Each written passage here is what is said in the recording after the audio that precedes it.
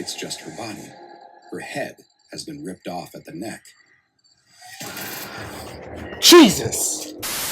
Later, in the void. What's going on, everyone? It's your boy Savvy, and welcome back to the Savvy Show. And you guys already know the vibe. You see what's on the screen? It's Friday. Dr. Bob coming out with another animation. Shit's about to get spicy, guys. This is SCP-1060 Decapitated Head Demon.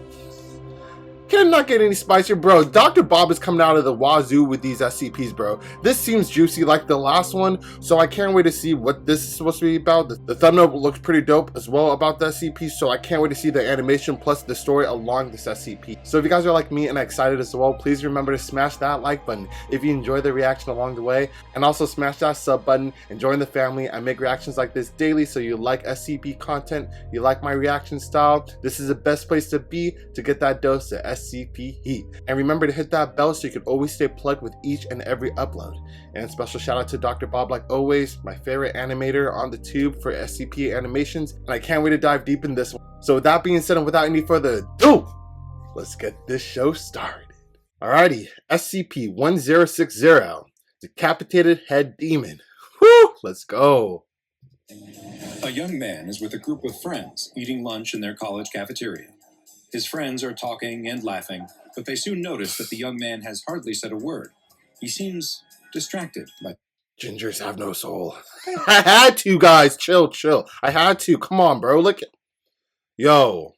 They're asking. He was asking for it. Let's just keep it going, though. something. Sitting a few tables away is a young woman. She's eating by herself. And in fact, the whole table around her is empty. As he stares, one of the young man's friends leans over and tells him to snap out of it. That the young woman he is staring at is weird, and he's better off leaving her alone.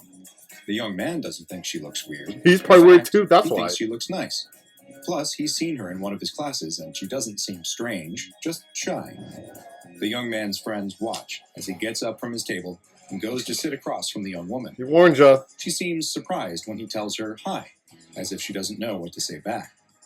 The young man tells her that he's seen her in his anatomy class and introduces himself to her, extending a hand. Ballsy. After a brief moment, she returns his handshake. She's seen him in the class too. The two start talking, having one of those awkward first conversations that happen with someone you like. They talk a bit about their class. They both find it very difficult. About their majors, both pre-med, and where they live. He on campus. Oh, this is college? The young man needs to get going to his next class, but he asks if she wants to study together sometime. She seems hesitant, but then agrees to at least exchange phone numbers. Wow. The young man walks away from the table with a big smile on his face. She agreed to exchange her phone numbers. Yeah, I'll be smiling like him too. Yo, okay. Mission accomplished. Hopefully she's not crazy. Let's keep it going. That night, the young man is studying in his dorm. His roommate asks him if he wants to come with him to a party. The young man tells him no, he has a big test coming up and he needs to focus on it. His roommate leaves and he checks his phone for the 100th time that night. Still no messages. Just as he sets it back on his desk, though, it chimes. There's a text, and it's from her. This stuff is really hard. Do you want to study together? The young man is excited. Of course he wants to study together. Yo. Where? Her apartment? Great. The young man doesn't waste any time. He grabs his jacket and his books and heads out. No time. It's starting to snow lightly as he bikes to her apartment, which is a couple miles off campus. He's feeling a little nervous as he locks up his bike and walks to her door. As he should. He knocks, and the door opens. There she is, the young woman, looking just as nice as she did in the cafeteria. The young woman shows him into her apartment. She offers... Just as nice, she's wearing the same outfit. Let's keep it going. Offers him a glass of wine before they sit down and get to studying. In between quizzing each other on the human circulatory system, the two chat, getting to know each other a little better. Eventually, she tells him that she has something she needs to ask him. She wants to know if he thinks she's weird. The young man is taken aback and answers no, not at all. She tells him that she knows it sounds stupid, but when she was younger, a rumor went around her school that she was some kind of witch. She didn't know if maybe someone from her childhood was still spreading that story around. Here it comes, The young man hadn't heard that, but he wanted to know why someone would think that. Because you do dumb stuff when you're a kid, she tells him. What did he do? You read about a ritual in an old book and try it just for fun. Nothing happens, of course, but don't tell anyone that you tried or you'll never live it down. They look outside, and the snow has really started to fall. Something happened. It's getting late, too. Not Does he fooling me. want to stay the night? The young man would love to. The bike ride back to campus would be much easier in the morning. Okay, no. She's going to do something to you. This should not be this easy for her to just say, you want to spend the night? She doesn't know you. And do you really think she looks like that kind of girl that will just be like, yeah, let's spend the night and do... Come on. Be smart, bro. This is not the case in your head. This ain't reality. She gonna do some voodoo witchcraft on you, and it's not gonna look pretty in the morning if you stay, so... Keep it pushing, please. She tells him to wait just a minute and goes into her bedroom. The young man is nervous. He's never been in this kind of situation before. I'd be nervous if it too. even is a situation at all.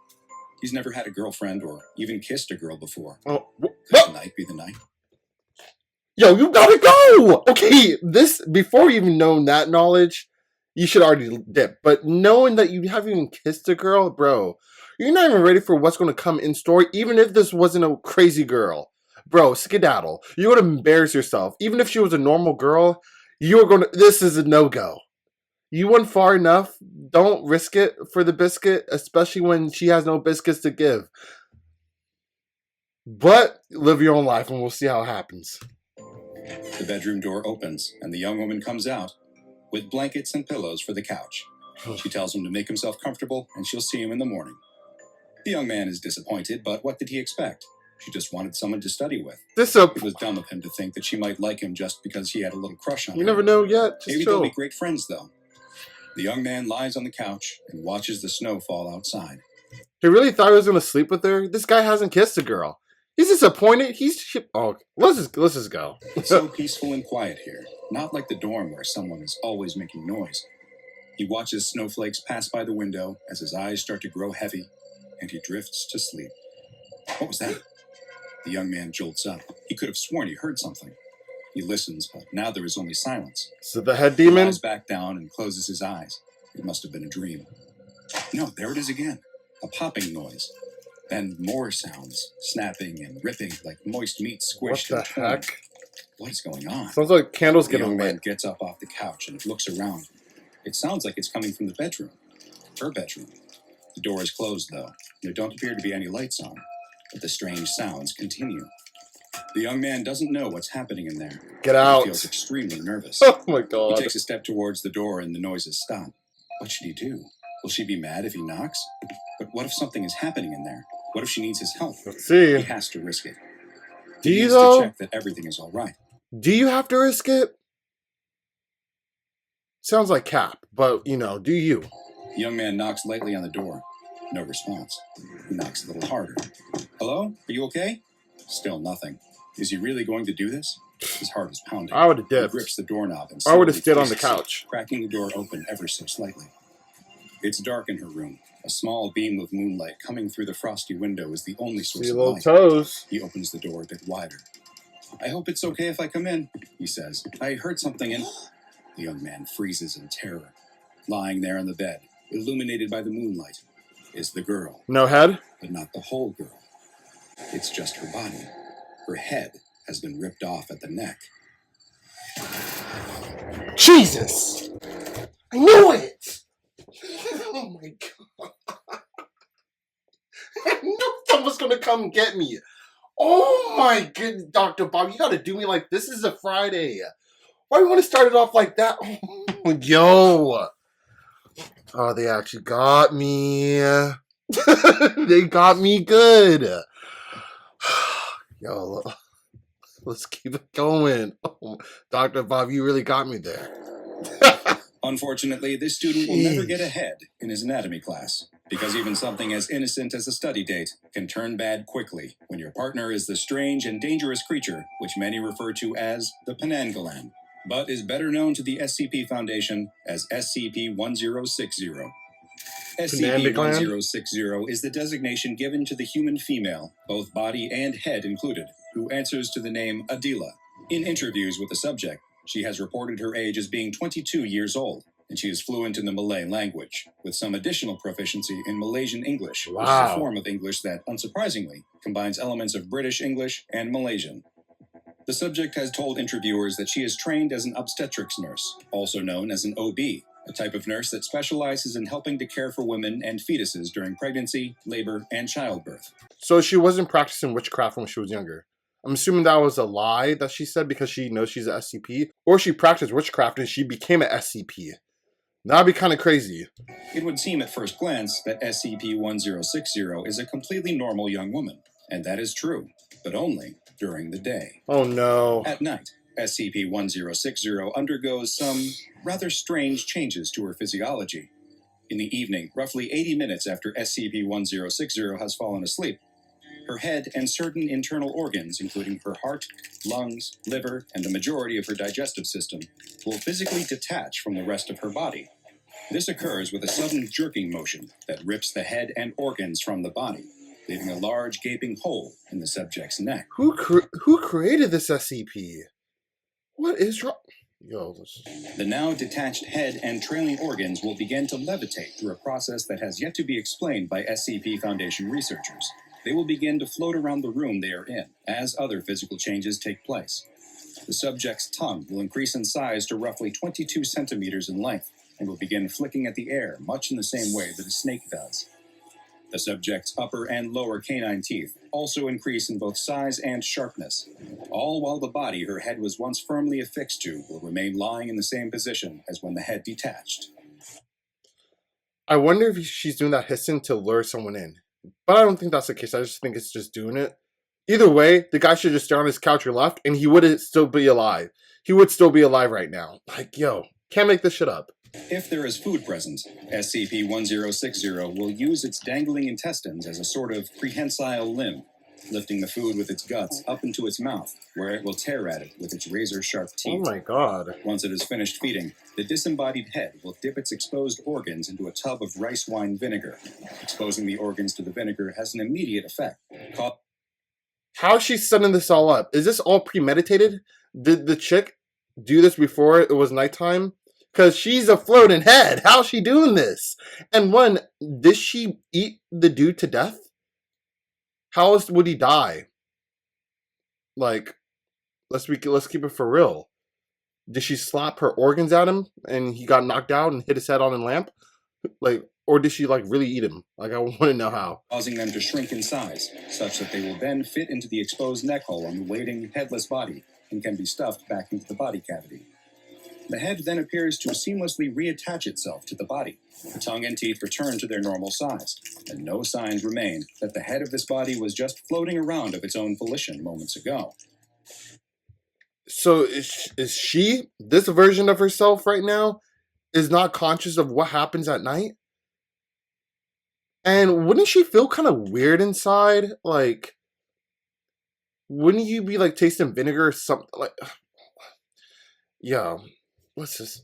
SCP-1060 claims to have no knowledge that any of this takes place, insisting that she sleeps quite normally. Wow. The complete unawareness of her condition has led her to be very insistent that she be released from Foundation containment, and frequently requests that she be allowed to contact her family members. So she doesn't know that she's SCP. Interesting. So maybe the witchcraft was something that, caused her to become this. Because I'm assuming, like, why would her parents not know about this or tell her about it if she, like, lived with them? Like, that wouldn't make any sense. So far, both of these requests have been denied. A head that rips itself from its own body at night and flies around with its exposed organs dangling beneath it is an extremely unsettling image. Yeah. But this is only the tip of the iceberg when it comes to what makes SCP-1060 truly horrifying. Just as the many Malay legends and myths describe, this creature's favorite foods are children and unborn fetuses carried by pregnant women. So he probably got eaten up. That's what happened to the ginger. The Foundation learned this fact in a particularly unsettling incident, which has been designated SCP-1060.01A. Oh. During this incident, a researcher who was in her second trimester of pregnancy entered the containment chamber of SCP-1060 while it was engaged in its nighttime cycle. Why would you do that when you're pregnant? To refill the basin of vinegar that would allow it to return to its complete human form. Despite not having previously shown aggressive behavior towards staff, as soon as the researcher entered the chamber, SCP-1060 immediately flew at her. It used its dangling intestines to restrain the researcher, and results were not pretty. Sadly, Neither the researcher nor the fetus that she was carrying survived. Where's the protocols? You literally sent her in there without nothing to protect her. Just a ball of vinegar. What do you expect was going to happen? Oh my god. I have no words. This is just stupidity. Following this incident, the containment procedures for SCP-1060 were updated to specify that members of staff who are pregnant or suspect that they may be pregnant are not allowed into the containment chamber during its nighttime cycle. While the origins of SCP-1060 and just how this young woman came to possess these anomalous properties are unknown, there are numerous tales, most originating from Malaysian folklore, that describe a creature that is quite similar. Known as the Penanggalan, it is a creature akin to a vampire, though with one key difference. This monster chose to become what it is. Malaysian myths tell of a method some women use to become Penanggalan, where they will meditate while taking a ritual bath in vinegar. Their entire body must be submerged except for their head, and through a black magic process, they gain the ability to have their head detach from their body and turn into something that looks quite similar to SCP-1060. So this is not the Penanggalan, it's something similar to it. So there could be multiple versions of this SCP-1060. And it's interesting where she still really doesn't know that she became an SCP, per se. Wow. Modern interpretations of the legend describe it not as a choice, but as a curse, or as the result of breaking a demonic pact, but they all have the same result for the woman in question. So what happens when we do stupid As stuff? SCP researchers continue to look into this bizarre and quite dangerous anomalous entity, she is kept contained in a humanoid observation and detention cell at all times in Site-33. While she is in her complete human form during the day, she is given food from the on-site cafeteria. But during her nighttime phase, she is provided with 0.8 kilograms of human placental material, and she is to have access to a basin that contains at least 4 liters of rice wine vinegar. The lack of knowledge about just what this anomaly is and the threat it poses to certain populations has led to it being classified as Euclid. I got something to talk about, guys. So if she wasn't aware about her being this SCP, how was she able to literally make a tub of vinegar when she turned into her apartment when she ate that one dude? How is she able to do that? She's just a flown head and she has no knowledge of being this SCP, so she wouldn't have any knowledge of, using vinegar to make her organs go back through her neck easier. How did that happen? I know it's just animation, but still, how did that happen? Like, she has no awareness, so she shouldn't be able to even go back into her body without the vinegar. Unless the head is actually doing it all by herself. That would be kind of impressive, but And though progress has been slow, it is hoped that one day it will be better understood. And perhaps once it is, Adela can finally go home. Now go watch the file for SCP-0. Bro! The Boogeyman, for another anomaly. Oh, we seen the Boogeyman, bro. Yourself pitying as much as fearing. Oh no! Hey, we're gonna see. Make sure you subscribe and turn on notifications again. so you don't miss a single anomaly as we delve further and further into the SCP Foundation's classified archives. Trust me, everything's on for you, Dr. Bob. I got you, bro. No homo. But anyway, that was a fire animation and a spicy reaction. If you guys enjoyed that reaction, guys, remember to smash that like button and also smash the sub button. Join the family. Have fun with the kid. Stay tuned because there's more heat in store for you guys. So, oh man, this was phenomenal. This is a good way to start the weekend off. So I really hope you guys enjoyed it nonetheless. And unfortunately, that concludes today's episode. However, I'll catch you guys on the next one.